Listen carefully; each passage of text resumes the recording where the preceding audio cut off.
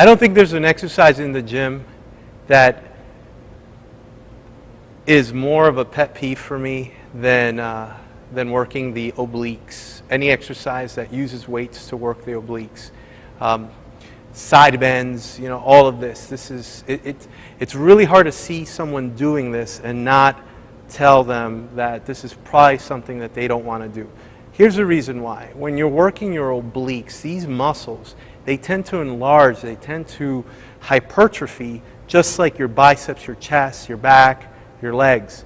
So you have to be careful. Unless you want a wider waist, you don't really want to be working them directly. They get plenty of work from doing compound movements like a squat, a deadlift. Anything like that will bring in the obliques because they stabilize. So giving them a specific workout and then on top of that adding the resistance so they grow more is something you probably wouldn't want to do. The whole idea is that if I work my obliques and I'll burn the fat in that area and I'll get rid of my love handles. This doesn't happen. It's cardio and proper diet that will help with the fat in that area. So I want to show you what I normally see at the gym. You have someone with a dumbbell, maybe just one, and they're doing this. Back and forth, in the hopes that they will get rid of their love handles. I'll show you an alternative.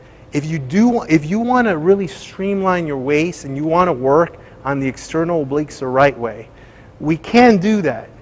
But we can do it in a way in which it's not going to affect the obliques right on top of the hips where they tend to enlarge and create a wider waist. So let's start here. We're going to perform this the wrong way first. Now I've seen people do this with weights as well, and this isn't something you want to do with weights. Okay, so you notice here he's going all the way down, he's getting a stretch here, and so you see the contraction right here.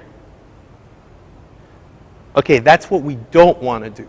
We don't want to feel the stretch here in the oblique. What we do want to do is create the whole idea of a crunch, but just for the obliques.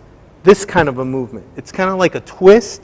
Without twisting, you're just squeezing to the side. So what I'm going to do is I'm going to immobilize him right above the hips, and now you notice how this is coming into play a lot more. Okay, and that's what we want. We want those external obliques up here. You'll be able to see some of the serratus coming through. And this is the right way of doing it. This is a crunch. You'll feel this so much more.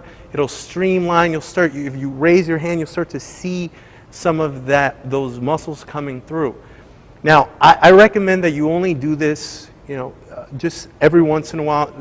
These exercises you really can do without, but if you really want to detail work, this is something that I would do for the external obliques. Remember, they get plenty of work by stabilizing the core and by doing twists with most of your abdominal exercises. This is a proper way to do a side bend.